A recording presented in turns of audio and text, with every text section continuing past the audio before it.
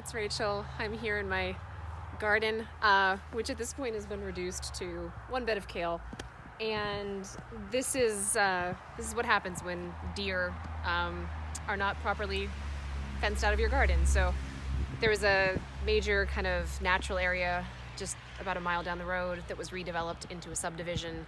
A lot of deer got disturbed in the process, and I was no match for them. So everything's pretty much gone. And I'm out here giving a garden tour to talk about the planting, which seems crazy when there's snow on the ground, but this is actually when I go through and figure out what seeds to order, et cetera, et cetera. Last year, towards the end of the season, I had signs of what I think were verticillium wilt that affected peppers in this bed. And one tomato maybe was hit by it too in this bed.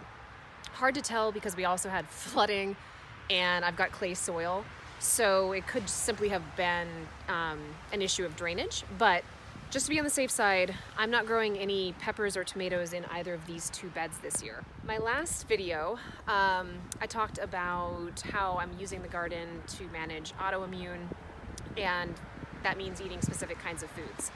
So I'm going to be growing in this bed and in this bed a ton of leafy greens this year, which is a big part of the Wahls Protocol.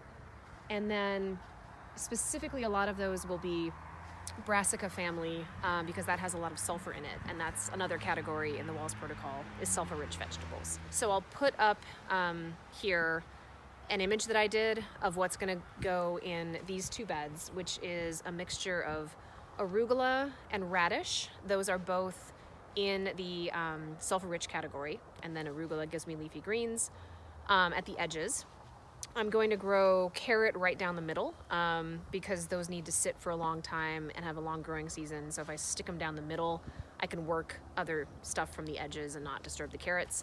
And then in between the edges and the middle, I'm planting my taller greens like Swiss chard and kale, and then I will underplant those with lettuce and spinach because it seems crazy to say right now, but they will need protection from the hot summer sun or else the spinach and the lettuce will bolt. So if I tuck them in underneath the taller greens, hopefully they'll last a little longer.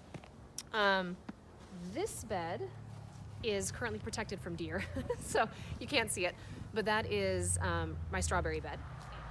That leaves just this bed for the summer crops. And so this will have some squash in it and some basil.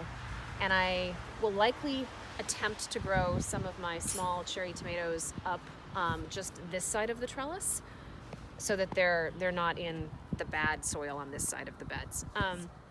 On this beds, I will still have the trellis, but I'm going to use it to grow beans instead so that I don't risk the verticillium wilt.